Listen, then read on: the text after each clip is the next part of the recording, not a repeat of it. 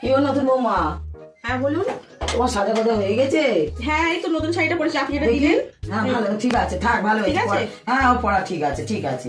বলছি তোমার তো এবছর প্রথম শ্রাবণ মাসে শিবের পুজো। বাবার মাথায় জলটা ঢেলে এসো। মন্দিরের থামের মধ্যে ওপরে বাবা বসে আছে, গিয়ে একটু জলটা ঢেলে এসো, যাও। ঠিক আছে মামি, আমি হ্যাঁ যাও যাও যাও, তারপরে আমি যাচ্ছি তোমার পরে, যাও। আচ্ছা। হ্যাঁ যাও। A few moments later. যাই একটু বসে পেপারটা পড়ি, দেখি আজকে কি কি পেপারে এসছে। আজ শ্রাবণ মাসের প্রথম সোমবার। মেয়ে বউরা সব বেলা যত বাড়ছে মন্দিরে ভক্তদের ভিড় তত বাড়ছে। বামুনের বাড়ি যেতে দেরি হয়ে যাচ্ছে, খিদেও বামুনের বেড়ে যাচ্ছে, তবু ভক্তরা বামুনকে ছাড়ছে না।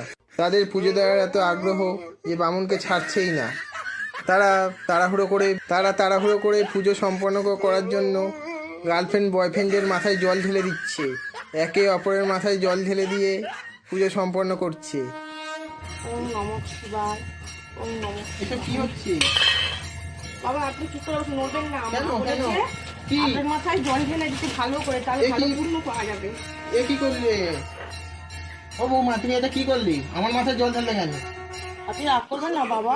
কি? মা বলেছে এবার বাবার মাথায় হচ্ছিল জল না। ঢাললে ভালো পূর্ণ পাওয়া যায়, তাই তো আমি আপনার মাথায় জল ঢাললাম। মা তো বললো আমার বাবা মন্দিরে থামে বসে আছে, যাও গিয়ে জলটা ঢেলে এসো। আমার কি দোষ বলুন? আমার মাথায় বলেনি, মন্দিরের ভিতরে যে শিক্ষা করে আছে তার মাথায় আমি জল মাকে ঢালতে ডেকে বলেছে। দিচ্ছি, আপনি মার সঙ্গে বুঝুন, আমি চলে যাচ্ছি। তুমি এ কি করলে? বাইরে কি আওয়াজ হচ্ছে, কথাবার্তা দেখি। এ কি অবস্থা তোমার? এই গা হাত ভিজলো কি করে? মাথাটা তো তোমার জন্য তো। তুমি বৌমাকে কি বলেছো? কি বলেছে? আমি বলছি মন্দিরের থামে বাবা বসে আছে, গিয়ে মাথায় জলটা ঢেলে আসো। আমি তো মন্দিরের শিব ঠাকুরের কথা বলছি, তোমার কথা বলেছি? দেখো বৌমা আমার কি করেছে। একদিন আসলে নতুন বৌমা তো বুঝতে পারেনি, আর তুমি বাবা হও, শ্বশুর বাবা। তোমার জন্য আমার ভিজতে হলো। কি বলে আঘাত এ যা গেজান করে এসে, বাচ্চা মানুষ তো সবে বিয়ে হয়েছে, বুঝতে পারে। তবে একটা পেপার পড়ছিলাম। যাও চান করে এসো, ছেলে মানুষ বুঝতে পারেনি। যাও যাও চান করে এসো, ছেলে মানুষ।